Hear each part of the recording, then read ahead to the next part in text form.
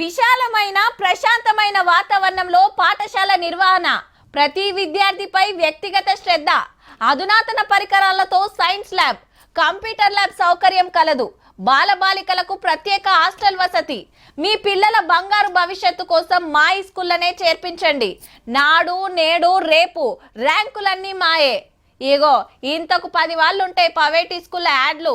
ఇక పరీక్షలు అయిపోయి రాదుండ్రి, చాలా చేస్తుండొచ్చు. కానీ ఇంతకు ఈ స్కూళ్ళల్లో సవలతుల చక్కదనం ఎట్లున్నదంటే ఒంటికొచ్చినా రొంటికొచ్చినా ఓర్చుకోవాల్సిందే. అర్జెంట్ అనుకుంటే బయట కురకాల్సిందే. హౌ మరి తెలంగాణలో 100కి 25 బడుల్లో టాయిలెట్లు లేవు. సర్కారు ప్రైవేట్ అనేం లేదు, అన్ని బడుల్లో ఇదే కథ. దేశంలో బడుల సక్కదనం ఎట్లున్నదో చెప్పే ఓ స్వచ్ఛంద సంఘపోళ్ళు అరుసుకొని చెప్పిండ్రు. 10 ఏండ్ల కిందటికి ఇప్పటికి జరంత నయమున్నా ఇంకా టాయిలెట్లు లేవంటే చూడుర్రిగా. ఊకూకే బయటికి పోవాల్సి వస్తుందని పోరలు నీళ్లు సుధా చక్కగా తాగుతలేరట.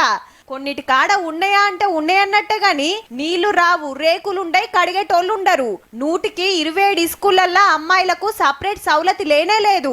ప్రైవేట్ బడుల్లా ఫీజులు వసూలు చేసుడు మీద ఉన్న ఇంట్రెస్ట్ టాయిలెట్ల మీద లేకపాయే. పోరలు లైన్లు కట్టిన ఫోటోలు నెలకో పేపర్లు వచ్చినా అప్పటి మందం అయ్యో అనుడు తప్పితే వాళ్ళ తిప్పలు అరుచుకున్నోళ్ళు లేరు.